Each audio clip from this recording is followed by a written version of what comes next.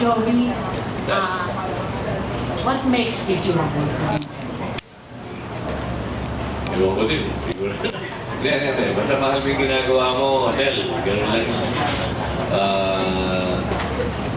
Ano naman, marunong na ako mag-ano.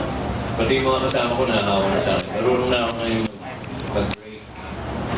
Kaya, trabaho, yan. Madalas ko sabihin ito, wala namang bata rito eh. Ang ano ko sa buhay ay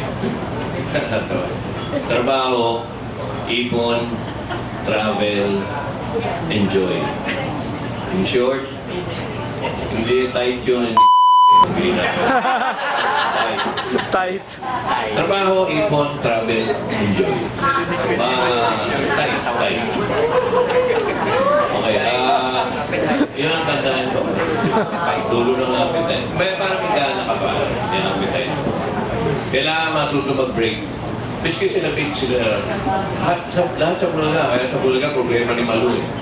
Dahil si Alan naalis, pumunta ng Amerika, si Ryan, wala ngayon, sa aking asawa, sa hapon. Palitan kami, so natuto na lahat. So nagiging maganda pagkikita. Ang tawag sa gano'n, nagkakasulinahan. Pero parang hindi ka nagpapahinga, mayroon ka parang sinusulat, weekly. Yun naman ang una kong love, magsulat. So, unang-una ako, writer. So ano sa'yo ang rest, travel lang? Ang rest, wala eh. Kung sa Kaya mga kapag may nagkasabi, pinakikinabangan mag-retire ba kayo? Hindi, walang day off sa retirement. So, hindi mo may enjoy. Wala, tuloy lang hanggang makakaya. Saka love mo yung ginagawa mo. Pag medyo hindi mo naman mag-rest ka. Kailangan matuto ka mag-break. Kaya nga ang pagpalabas, di ba? Ulol, di ba? Pagkatapos, pero ang rest mo, pinatitinabangan mo pa rin sa pagsusulat. Mas masarap matulog pag pagod. But you write about it pa rin, yung mag-rest mo, your travel. I hope they all learn from you. Oo.